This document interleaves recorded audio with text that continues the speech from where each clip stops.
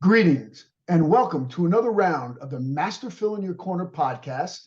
This is episode number 98, and today we have Al Kavadlo here. We're working out. Al is one half of the Dynamic Duo of Calisthenics, the Kavadlo Brothers. Danny's been on before, but Al is a long overdue guest. And before we bring Al in and hear what he has to say, we have to thank our sponsors. We have philross.com. We have on philross.com. We have our, oh gosh, so many things there. We have our Patreon channel. We also have information on the body bell method. We have information on the secrets to kettlebell training, as well as knife fighting and self-defense seminars through Survival Strong. So, Al, welcome to the podcast. I know we've known each other for quite a while here. As a matter of fact, we're coming up on our 10-year anniversary next month. And that was actually the first PCC that was out in Minnesota. And I mean, it was a fantastic event. I also got introduced to cupping then, which I just cut myself this morning. But tell us, the past 10 years been kind of a wild ride with the PCC and what you guys have been doing. Yeah, so hey, Phil. It's good to finally be doing this. And for anyone who doesn't know what the PCC is, it stands for the Progressive Calisthenics Certification. It's a weekend-long body weight workshop that me and my brother Danny teach together. And Phil was at the very first one 10 years ago, like he said, in Minnesota. And Danny and I have done this workshop all over the world, and it's always fun and exciting to get to train different people from different walks of life and take them through this calisthenics curriculum. It covers basic stuff like squats and push-ups and chin-ups, and then it gets a little more advanced and esoteric: one-arm push-ups, pistol squats, human flag, back bridge, muscle up. So we kind of give you like a sampler platter of calisthenics, and it's really cool to see people trying these skills for the first time if they haven't tried them before, or in a lot of cases, people have tried them before, but they haven't really had proper coaching on them. And Phil, I know you can attest to this too as a kettlebell instructor. You probably see that a lot at these workshops. People have messed around with this stuff. They've seen it on Instagram and whatever, and they've tried to copy it, but until they actually have someone who has a lot of experience in front of them, cueing them, they don't have those breakthroughs. I mean, the thing is, I love social media, being able to put stuff out on the internet. I love the ability to train people virtually, but there's nothing like an in-person, face-to-face seminar with someone. Nothing like that. That really just ups your training. I mean, I've been doing calisthenics my whole life, but the level that you guys take it to and the in-depth understanding and the technique and these cues that you get just up the game and just make it so much more interesting and beneficial to people. And the thing is, like you said, it can be done for people of any level of skill or strength. It's funny. Two of the biggest misconceptions that I hear about calisthenics are people either think it's too easy or they think it's too advanced. And they're both wrong. You can find something that's appropriate for anyone of any level. Yeah, and you're right, because sometimes what I've said before is that prior to this, or prior to the combat conditioning book and so forth, calisthenics to me were kind of relegated to almost like a warm-up portion of your exercise, where prior to that, like back in like the 40s, 50s, 30s and so forth, people were very much into calisthenics. Yeah, it's definitely come and gone over the years. It's always been there, but the popularity, certainly you mentioned convict conditioning. That book came out almost 15 years ago now. I think it was 2009 that was first published. And I think that was a real important book in kind of bringing calisthenics back into the consciousness of a lot of trainers and getting people to take it seriously. And that was really the first book that I was aware of that introduced the idea of progressive calisthenics, the idea that you don't just do more of something, but you can try a harder variation. You could change the leverage to make it harder without necessarily having to add an external weight. Right, which is very important, especially when all of us were forced to be minimalists during the COVID period, right? I mean, if you didn't have anything in your house or you had a small space, gosh, all you had was yourself and your environment, and that's it. Yeah, no, people like you and I were fortunate that we were already doing minimalist workouts for a very long time at that point. So not being able to go to the gym didn't stop us from staying in shape or maybe even getting in better shape during all that. And Yeah, no, it was a good thing really for the calisthenics community because Yes. a lot of people suddenly became more interested in body weight training during that time. But like I was saying, there was already a lot of interest growing in calisthenics. I would say like starting in the like 2008, 2009, and I started seeing more stuff on the internet about it at that time. And then I started being one of the people posting about it on the internet around that time. And I certainly had good timing because it became a lot more popular in the decade that, yeah, in a decade since, or more than a decade since. Oh yeah, absolutely. Here's a question I have for you. Now, how did you actually secure the PCC? Because I didn't really know about you guys until the build up to the PCC, and then I started, looking into your background, and I mean, and that PCC manual is like ridiculous. It's like this thick.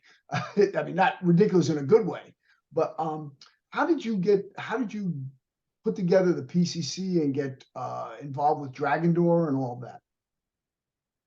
Well, I started out as a trainer at a chain gym.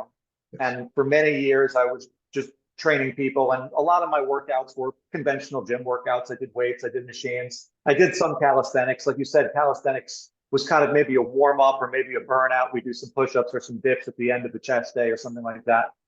But I personally started to get more interested in calisthenics once I became a trainer. And a couple of reasons why. One, if you work in a busy gym, you can't always use the piece of equipment that you want to use. So you got to have a backup plan. So calisthenics was always a good way if I didn't have a lot of equipment or a lot of space, that I could give someone a good workout if the gym was busy. And then little by little, I just started seeing more things. The more time you spend in the gym, the more I was researching other training styles and things online. And I saw pistol squat was one of the first advanced calisthenics moves that I became interested in. And I was kind of intrigued, and I eventually learned to do that. And then a muscle up was one of the earlier ones also, and eventually handstands and all these other things. And then I started putting some stuff out on the web around 2009, right around the same time Convict Conditioning came out. I started a blog and I started putting some stuff on YouTube. And I got in touch with Paul Wade, who wrote the Convict Conditioning books. He reached out to me. He sent me an email. He's an interesting figure. I'm sure you've talked about him on your podcast before. I'm sure a lot of your audience knows his whole story, how he's anonymous and there's no photos of him. And he, his whole story, some people question the validity of it because he hasn't really been exposed in the public eye. But one of the good things about that for me is he has other people appear in his photos. So the first Convict Conditioning book, I was not involved with that one at all. So for the conspiracy theorists who think that I'm Paul Wade, I think that blows that conspiracy theory right there. Because it's like, well, why wouldn't I put myself in the first book, the most popular one, the best-selling one? I came in to the sequel, and the way that happened was Paul Wade had seen my blog, and he saw photos of me, and he said, "Oh, this guy's perfect. He can do these calisthenics moves. He looks like he could have been in prison." I've never been in prison, by the way. That's the other thing that I get people asking me a lot. They see me in Convict Conditioning. They want to know if I really legitimately have done time. And no, I haven't. I just can do the moves and have a lot of tattoos and a shaved head. So they You've done gave me the time. chance to be in that book. You've done time under a bar and on top of the bar, not behind them. Yes, that's right. That's right. I put in my time, just not in that way. But so Paul Wade reached out to me initially to ask me if I could provide some photos for Convict Conditioning 2. And then I gave him the pictures he wanted, and one of the pictures wound up being on the cover of that book. And around this time, my popularity was growing a little bit, and I had self-published a book already at that point. And Convict Conditioning 2 definitely helped me get exposed to a lot bigger of an audience once that came out. And then around that time, soon after, Paul Wade and John Duquesne brought up the idea of doing the certification to me. And this was also around the same time. I had already been working on the first book that I published with Dragon Door, which was Raising the Bar. Yes. So I think I had already had at least finished that book. I don't know if it was out yet when we started talking about the PCC. So that was sort of how it all came to be. They needed, back to Paul Wade being anonymous, they needed someone who could actually be there in person and be the face of this thing. And I was the right place at the right time, I guess. So tell everyone, how many books have you written and what are their names? So the first one that I self-published was called Where Working Out, a Zen approach to everyday fitness. And that one was sort of just like a general, just like a lot of just different thoughts all over the place about making fitness a part of your lifestyle. And, you know, a big thing for me that used to frustrate me a lot when I worked in the mainstream gym was people would come in, you know, every trainer has experienced this. Everyone wants to talk about their big goals in the beginning. I'm going to lose all this weight. I'm going to run a marathon. I'm going to deadlift this. I'm going to do that muscle up. But it's like, all right, that's great. But we got to really show up and do the work and put in the time and grind this. And that whole book was sort of a reaction to that. And I felt like I felt frustrated by mainstream fitness. And I still do sometimes because I feel like so much of it, right? Well, I mean, depending on who you ask, I've become a little bit mainstream myself over the years. So there are definitely people in mainstream fitness, or at least people who penetrated that world a little bit, who are spreading a message that I think you and I are on board with. But yeah, mainstream fitness, you know, the whole deal is they perpetuate that. They want people to think there's quick fixes. They want people to think there's a shortcut to get the results without having to do the grind. And so that book was written as an antithesis to that. It's a way of saying, hey, or hey, as I've come to say now, don't be afraid of doing the work. Embrace the work. It's beautiful. You'll learn from it. You'll become a better person. You'll become a stronger person. And, you know, after that book came out, I said, well, maybe I should actually write a workout book that's more about working out. That's more like a philosophy book somewhat. And that's when I started putting Raising the Bar together, because Raising the Bar was a really interesting book because it's kind of a book that I wanted that didn't exist. When I started to get more into calisthenics, and pull-ups have always been a staple of my workout, even when I was doing more bodybuilding gym kind of workouts, I always did a lot of pull-ups. We're going to talk about that. Yeah. Oh yeah. Yeah. And well, I couldn't find a book that was just a book about all the different kinds of pull-ups. I was like, I've seen all these different pull-up variations people do, and I want a book that has them all in one. And since I couldn't find that book, I said, well, I'm going to assemble this thing myself. And that kind of led me deeper down the path of calisthenics, almost like a journalist, like wanting to really learn about this stuff so I can compile this thing. And then as I was doing all that, the conversations about, well, we want to get a certification. And you know, Dragon Door was already doing the RKC. Back then, that was when Pavel from Strong First was still with Dragon Door, and the RKC was a bigger, stronger brand than it is now. And they were very eager to get a calisthenics thing on the market.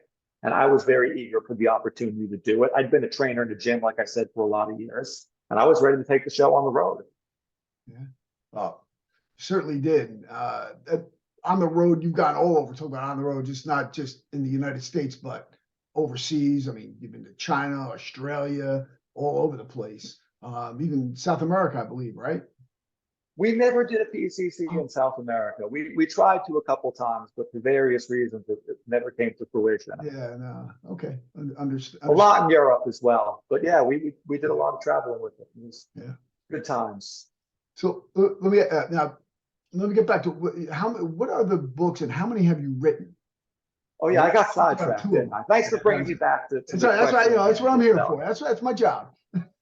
So we're working out, Raising the Bar. And then after that one with Dragon Door, I signed on to do a bunch more books with them. I did a book called Pushing the Limits. I did a book called Stretching Your Boundaries, which is more of a flexibility-based book. I did another sort of fitness philosophy book that was called Zen Mind, Strong Body. And then Danny and I, my brother, he had already done a couple books on his own. Yes. We decided to collaborate, and we put together a book called Get Strong, which is my best-selling and Danny's best-selling, and collaboratively our best-selling book. And that book, we wrote that after we'd been doing the PCC for about 4 or 5 years also. So we'd done this workshop a lot of times, and the same questions kept coming up. So that book was really the culmination of years and years and years of experience and trial and error. And I think in many ways, it's still the best thing that either of us have done. If someone doesn't know where to start and they're curious to see one of my books, Get Strong is probably the one to go with. Yeah, that's a fantastic book. You know, I've read they're all good. I've read most of them, I believe. But I would for people starting off, I think this is just my humble opinion, is Get Strong and Convict Conditioning. You start with those two books and then branch out from there. In my opinion, I appreciate that. Yeah, I mean, they're really, really good books to get you into the calisthenics world, you know. I mean, the thing about them is that they're so much fun, and like you said, like you can, by changing the angle or even the amount of time under something, you don't need to add external weight. Because so much of my writing early on was coming from a mindset of wanting to empower the reader beyond just having a program, and trying to teach people about programming, teach people about progression chains, and teach people about how to regress things appropriately if they need to and make adjustments. And we kept writing those kinds of books, and people kept saying, can you just give us a program already? So that's what we did with Get Strong. But as you know, it's a delicate thing to just write a general program for everyone because everyone's different. So we had to find ways of making it almost like a game. Like, well, if you can do this, then go here. And if you do this, then go here. And I think it took a long time to figure out how we wanted to present a program that we felt was as universal as we could make it. And I think even though that book's been out for a few years, I think we did a really good job about it. And there isn't really much I would change about it. Yeah, I mean, the thing is, and you're coming from the point of extreme experience, not just with what you've done yourself, but through teaching all these seminars and having thousands and thousands of bodies in front of you and seeing how they move and seeing what they're good at, what ones where they have deficiencies and how to overcome those, has given you a whole different perspective and enabled you to put forth, material in these books that's helpful to a wide array of people. Thanks. Yeah, I'm glad that comes through. And I mean, obviously, from hearing that from someone who's trained as many people and trained themselves as much as you really means a lot. There's not a lot of trainers. I'm getting a little up there in the years myself, and I've been in this game a long time. There's not that many guys I know who've been doing it longer than me at this point, and you're one of the few. So it's nice to hear that from you. Yeah. Oh, thank you. Thank you. Things talking about pull-ups, and I really like what you put on. Oh, gosh, I think maybe it was over. Somewhere within the last year, I lose track of time. Okay. Yeah, we all do. And you're talking about pull-ups over 40. And as opposed to doing the pull-ups, you're talking about doing the chin-ups. And I will tell you this, also having suffered a torn forearm tendon, which I found out I had for years. I'm 60. So me doing the chin up, I can do those all day. Whereas this one, sometimes it winds up hurting me a little bit, and particularly in the elbows and the shoulders. So maybe you want to talk about that as people get a little bit older. Yeah, no, we definitely got to be mindful of our joints, and that overhand pull-up grip can be a little bit more stressful on the elbows. So no, I'm glad that tip is something that you personally found relatable.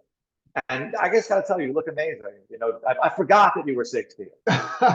and to be reminded that, holy shit, this guy looks great. Now I'm old. I talk about like how I'm old sometimes, and people like to tell me like, you're not really that old. So, I know at 60 you feel old, but there's someone listening who's 75 who's like, Phil, you're not old, you're still a kid. Yeah, I know, right? But I'll tell you, I mean, honestly, I feel great. I mean, but I have to train every day. I don't know if you can see like my nose a little banged up. I was doing jujitsu Monday night. I caught a nice elbow when we were doing a live roll. But yeah, I'm still. You've never been a stranger to danger. Yeah, it's like whatever happens. But, I'm hoping it didn't come off too good. Well, whatever. People can see it, they can see it. But my wife looked at me. I walked in the door.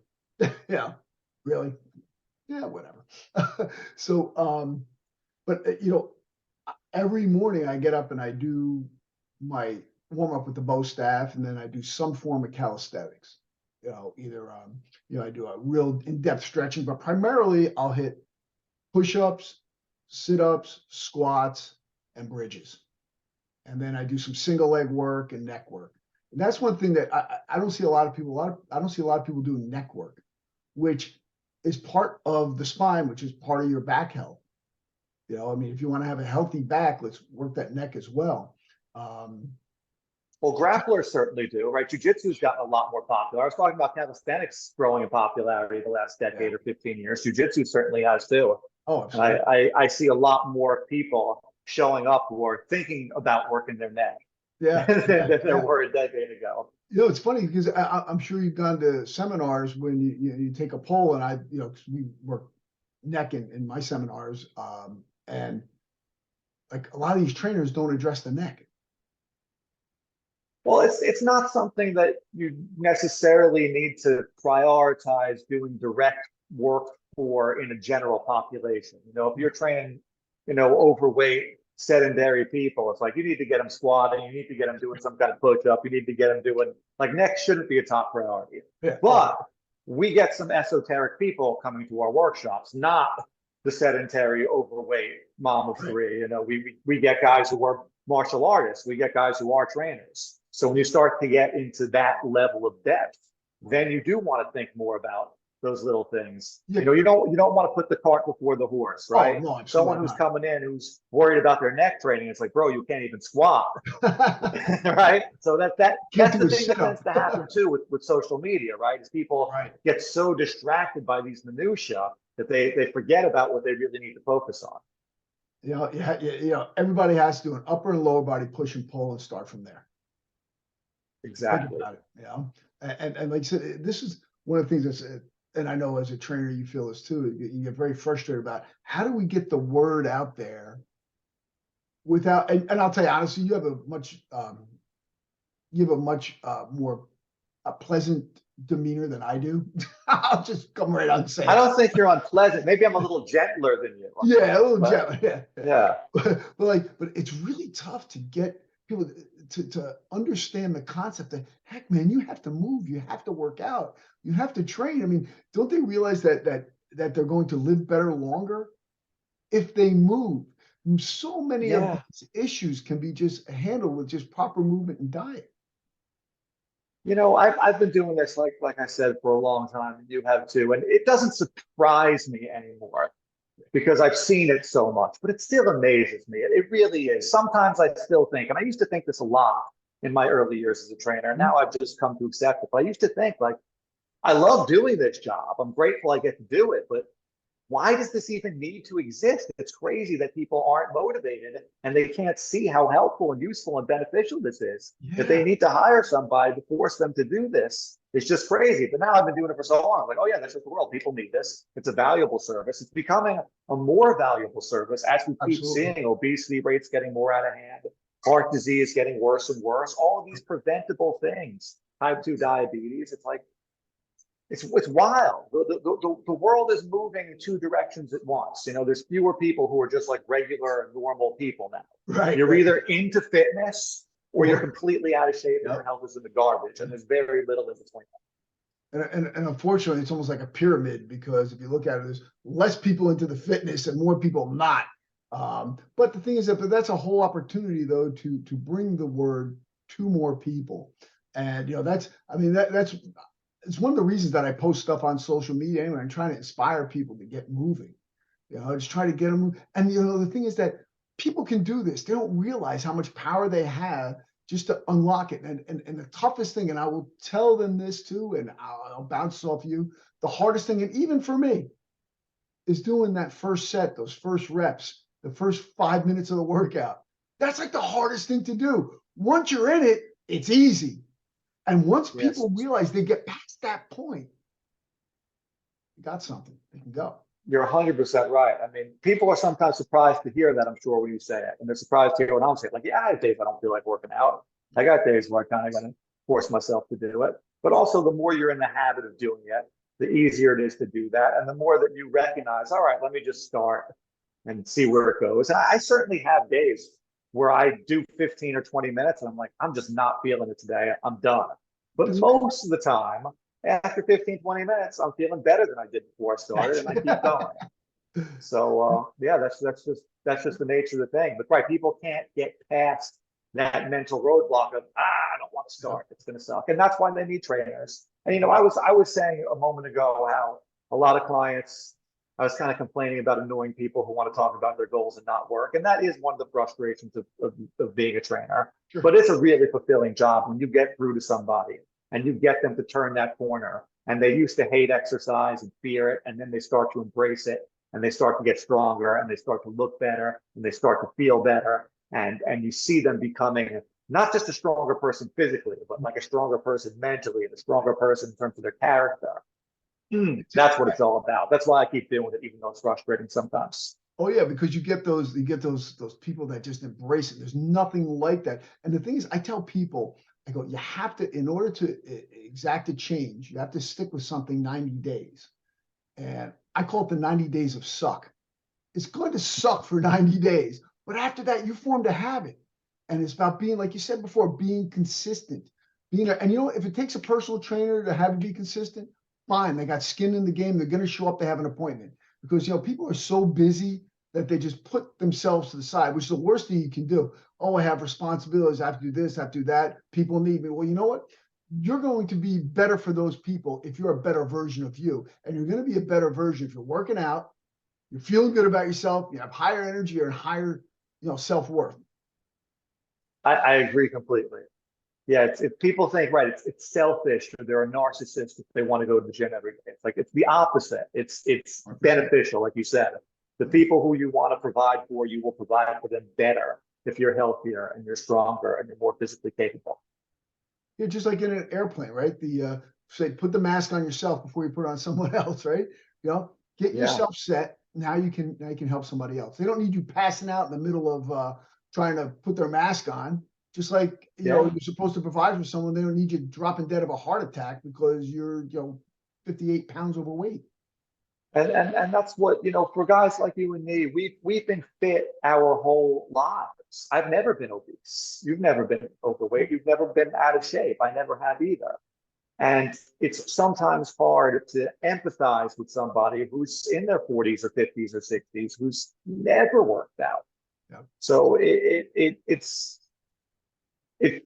something that we need to remind ourselves of. Like I said, it doesn't surprise me anymore. So I have to remember I got to put myself in this person's shoes.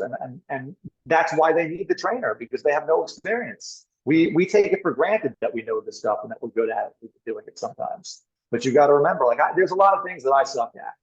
And sometimes I need someone to show me how to do it. Yeah, absolutely. So, yeah, there's no shame in needing a trainer. That's what I'm trying to say. People shouldn't feel bad about it. If you're in your 40s, your 50s, and your health is fledgling, go out there and get a trainer. It could change your life. Absolutely. And the relationship you form is fantastic too. I want to talk about something though, before we wrap things up. Is you have another PCC coming up? Yeah, the next one it's June 3rd and 4th in New York City. So if anyone's in New York or in the New York area or wants to come visit New York, it would be great to have whoever's listening and wants to come, have them come. Yeah, I'm actually going to pop in, say hello to you guys. Oh, it would be so good. Oh, yeah, I'm excited to hear that, Bill. You're down in Florida now, right? I live in Ocala, Florida. I've been here just over a year now. Yeah, we just built a place down there, not more in the West Coast. Oh, very nice. Yeah, I saw something that you said online about how you were planning to move to Florida. I didn't realize you were already that deep in it where you got a place. Yeah, we're deep in. Yeah, we bought the plot about a year and a half ago. Nice. Built on it, and Where exactly are you moving to? Estero. It's up by Naples, north of Naples. It's actually Fort Myers, Miramar Lakes. It's very new, so it's like it's got 3 different towns that it could be. It could be Fort Myers, Estero, or Miramar Lakes, whatever they finish deciding. It depends where you look. Google Maps is one thing. On the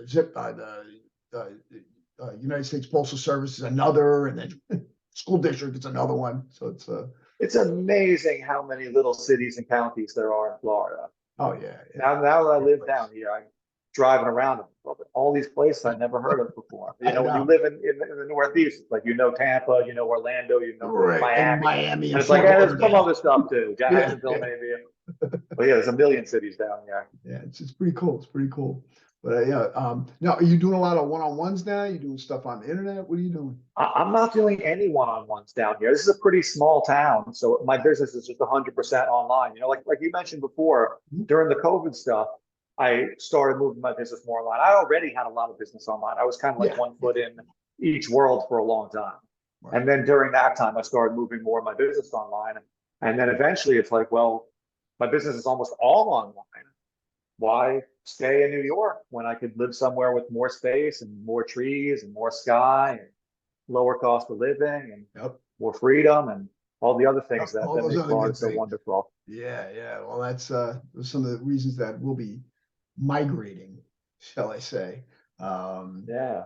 But yeah, No, man. it's been great down here. Grace, my wife, actually is Yeah. working at a gym where she's training people in person. But I'm so happy just to be working online and have a little more free time and just yeah, it's been great. It's been and I'm still going to teach a workshop once in a Oh yeah, while. yeah. So Yeah. that scratches the itch to train people in person. Yeah, yeah. Get your person to person kind of thing. Hey, also, what I'm going to do is put a whole bunch of information in, like how to get in touch with you.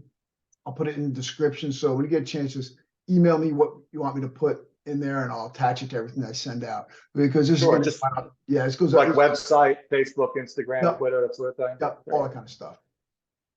Well, Cool. Al, any last words for our audience? I think we've said it all, man. If people aren't motivated after listening to this, I don't know what I could say that's gonna get them moving. But no, Yeah. it's been a pleasure talking to you. I really enjoyed this. Always a pleasure. Always a pleasure. It's been too long, but we'll follow up later on and see where we're at. But everyone, thank you for listening. Hope you enjoyed our segment with the great Al Kavadlo. Master Phil signing off. Strength and honor.